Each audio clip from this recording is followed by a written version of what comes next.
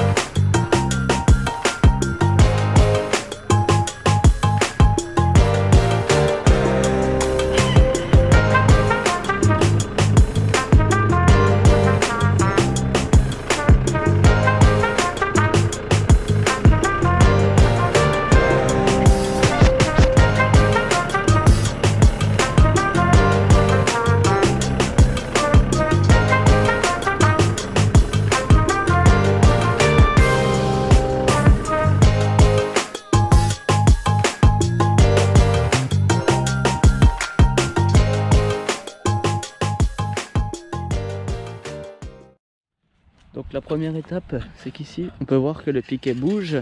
C'est pas le piquet de tête qui est cassé, hein, parce qu'ici ça s'appelle le piquet de tête, vu que c'est le piquet principal de la ligne. En fait c'est le fil de fer qui tient ce piquet de tête qui est cassé.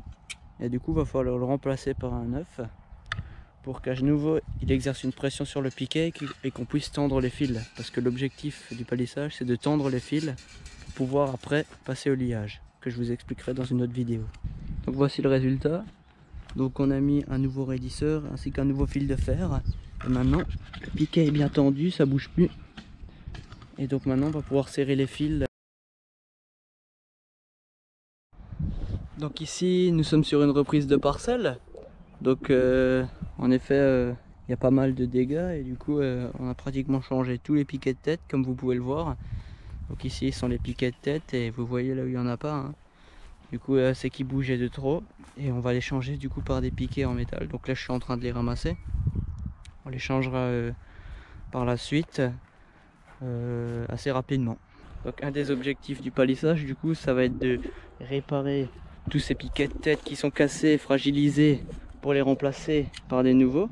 Parce que je vous le rappelle, l'objectif c'est d'avoir un palissage et donc d'avoir des fils de fer tendus pour pouvoir permettre à la vigne de la lier et qu'elle se développe dans un plan assez vertical et ordonné.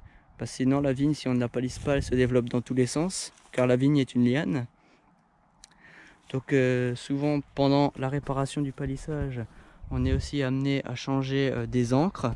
Donc des encres, c'est les renforcements métal en fer qu'on voit en bas. C'est pour faire une pression, exercer une pression sur le piquet de tête. Donc là ils sont en état, mais certaines fois on doit les changer, donc on doit aussi en changer.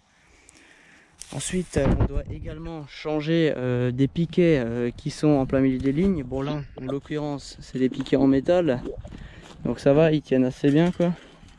Mais sur les anciennes parcelles, bon là c'est une ancienne parcelle, mais sur certaines anciennes parcelles on doit les renouveler par des piquets en métal, car ils tiennent mieux que les piquets en bois. Ils pourrissent moins vite au niveau du bas.